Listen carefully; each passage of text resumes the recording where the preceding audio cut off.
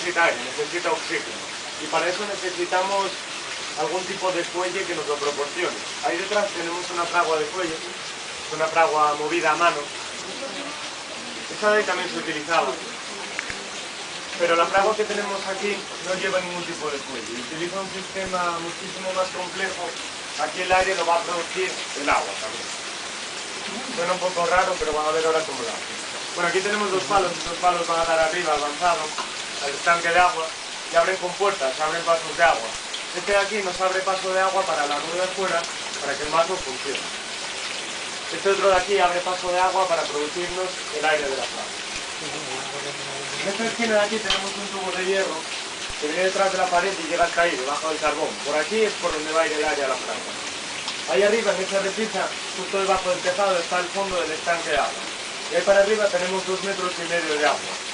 Desde esa repisa hasta aquí, más o menos, por detrás de la pared, baja un tubo de hierro, muchísimo más grueso que ese que tenemos ahí, baja lleno de agua. Desde aquí hasta aquí, baja lleno de agua y aire, todo mezclado. El agua y el aire mezclados van a caer a un depósito cuadrado de piedra que tenemos aquí detrás de la pared que se llama la tromba de agua. Ahí va a ser donde se separe. El aire por este tubo irá a la fragua y el agua por debajo de la pared volverá al tubo. El problema que tenemos aquí es que todo esto que estoy contando está detrás de la pared. Entonces al no poder verlo resulta complicado entender. Lo que hemos hecho es un pequeño esquema para que lo veamos mejor. Bueno, esto de aquí sería el avanzado, el estanque de agua. Este palo de aquí correspondería a este que tenemos aquí. Tiramos de él, lo que hacemos es abrir una compuerta, el agua cae a plomo por este tubo, el tubo que tenemos aquí detrás de la pared, y más o menos a esta altura, el tubo lleva otro tubo a cada lado, que sale al exterior. Y en ese mismo punto se estrecha. Lo que hace el agua al bajar con tanta velocidad, digamos que es succionar aire del exterior, absorbe aire. Esto es lo que hoy en día se llama efecto Venturi. Desde aquí hasta aquí, más o menos de esta altura, hasta esta, el agua y el aire van mezclados hasta caer en la tromba de agua, el depósito que les comentaba anteriormente. En la tromba de agua tenemos una losa en posición horizontal que nos va a servir para que cuando el agua y el aire caigan mezclados sobre ella, al golpear, ahí es cuando se van a separar. La tromba de agua mantiene siempre un nivel constante de agua en el fondo, para sellar, digamos, para evitar que el aire se escape por ahí. Este nivel está regulado por un sifón, es decir, el agua no sale al exterior por un tubo recto.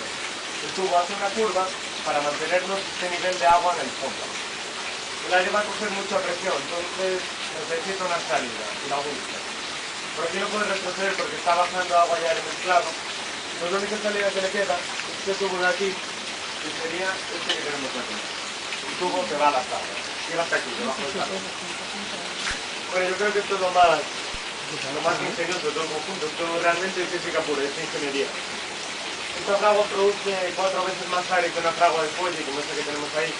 Con la ventaja además de que es un aire continuo, no como esta que solo tenemos aire cada vez que tiramos, cuando el fuelle se junta, digamos. Y sobre todo la comodidad, porque a diferencia de esta que tenemos que estar continuamente tirando para tener aire, esta de aquí, simplemente con tirar una vez este palo, ya tenemos aire en la fragua. Bueno, casi estaba apagada, pero vamos a ver cómo ahora enseguida se vuelve a...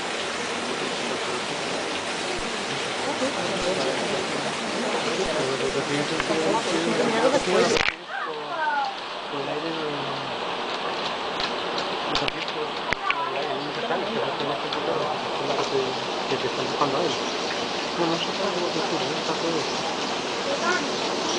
Es un tiro forzado, ¿no? Un tiro forzado, no sé.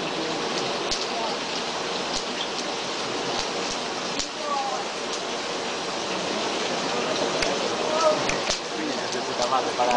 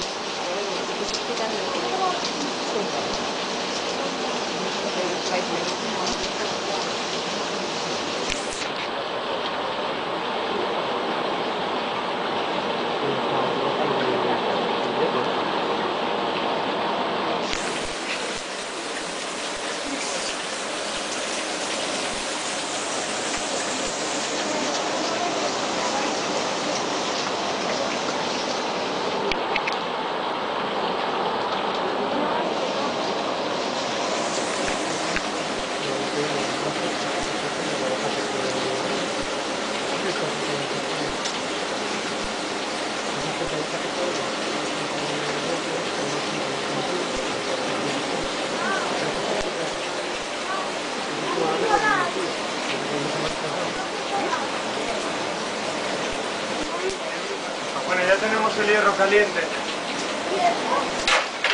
Cierro paso de agua y nos quedamos sin aire en la fragua. Ahora voy a abrir paso de agua para las ruedas fuera para que el mazo funcione.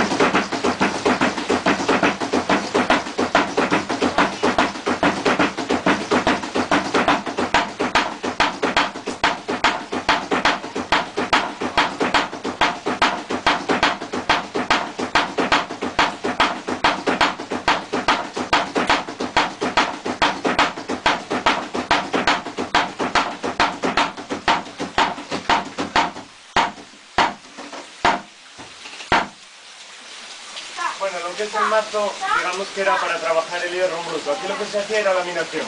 Eran lingotes de hierro muy gruesos los que llegaban aquí, muchísimo más que este que acabo de utilizar. Bueno, este era más grueso, ya lo he ido tirando en otras visitas. Entonces ya digo, se laminaban. Lógicamente, de aquí no salía un cuchillo, una navaja esta, tenía un proceso muchísimo más largo. Estas láminas habría que volver a calentarlas y luego ya con el martillo, el yunque, ahí se haría el trabajo fino, digamos. Todavía quedaría muchísimo trabajo para llegar a tener un cuchillo, una navaja. De todas formas, esto era una comodidad porque los artesanos que no tenían este tipo de mazos, pues la laminación de esos lingotes de hierro la tenían que hacer a mano, era un trabajo bastante duro. Hoy en día lo tiene mucho más fácil. La gente que se dedica a hacer cuchillos, navajas, por ejemplo aquí en Taramundi, los artesanos, que todavía quedan unos cuantos, a ellos ya les llegan laminaciones como esta que tengo aquí, entonces el trabajo bruto se lo evitan. Bueno, tampoco les quiero quitar méritos porque ya se ve que aquí no viene un cuchillo, una navaja esta, les queda muchísimo trabajo de martillo y yunque, pero sí es verdad que el tener que laminar esos lingotes de hierro ya no lo tienen que hacer. ¿Qué les ha parecido?